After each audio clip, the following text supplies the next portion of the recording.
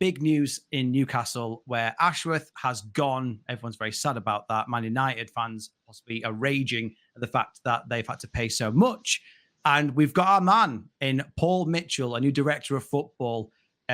Now, I'll come to you first, Stephen. What do you, but in fact, explain to people that may not have heard of him a little bit about Paul Mitchell. So he, former player, he was originally a Wigan player and then sort of retired due to injury. MK Dons, where he sort of took up a scouting role.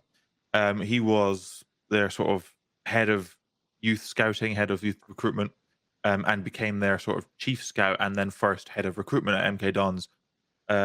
About almost 12, 13 years ago now. I think it was 2010, 2009, 2010. I think he became their sort of chief scout slash head of recruitment. He sort of started to make a few waves at that point really early on because he brought at the time some big names in the EFL, in Alan Smith and Clinton Morrison to MK Dons, which for them at the time was a I little remember bit of a that. coup. I do remember And that. it actually made some news. And after a couple of years there, he went and became the sort of head of scouting and then head of recruitment, the sort of guy at Southampton when they came up from the Championship. He was around when they replaced Nigel Adkins with Mauricio Pochettino, which has continued to sort of trend in the managers he's worked with throughout his career off the pitch, which we'll touch on. From there, I think everyone who watches English football sort of remembers the move he made to follow Pochettino from Southampton to Spurs when Pochettino made that move.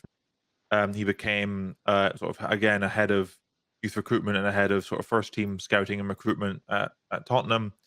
Spent a few years there, I think about 3.5, 4 years in total. Had a fairly notable falling out with Daniel Levy over the transfer policy in the same sort of vein as Pochettino. Levy didn't want to spend money. Mitchell and Pochettino did want to spend money.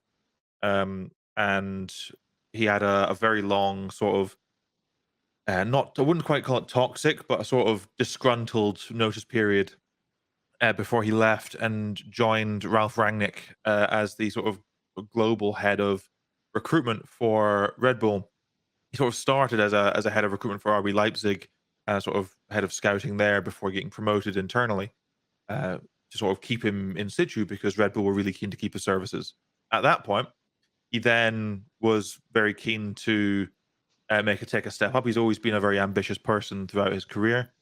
He then went and became sporting director at Monaco in 2020, and saw him sort of reviewing and managing again multiple clubs like he did at Red Bull, because Monaco's owners also held a stake in Cercle Bruges in the Belgian league.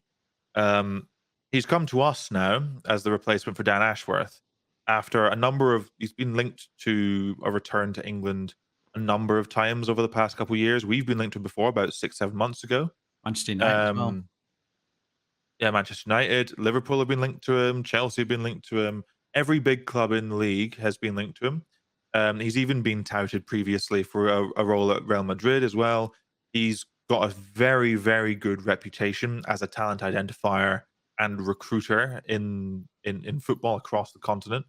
In terms of him coming to us, it is a coup, as much as like obviously we are as a club being very ambitious for where we are and the clubs he's worked at. This is a coup for us to get him. We've gone from one highly regarded operator in Dan Ashworth to a guy who is at the very least just as highly regarded across the footballing landscape. And I touched on earlier the sort of styles of manager he's worked with. Moving to us sort of fits both his track record and sort of fits his own personal aims. Yeah. He's been cited as wanting to move back to England for family reasons. So sort of very similar to the Trippier move when he joined us from Atletico Madrid in 2022. In that he's from the north of England. Paul Mitchell's from the Greater Manchester area. He wanted to return to England, particularly to the north of England, and we provided a great opportunity for that. And Eddie Howe fits the profile of manager he's worked with, in that you look at his appointments at Monaco.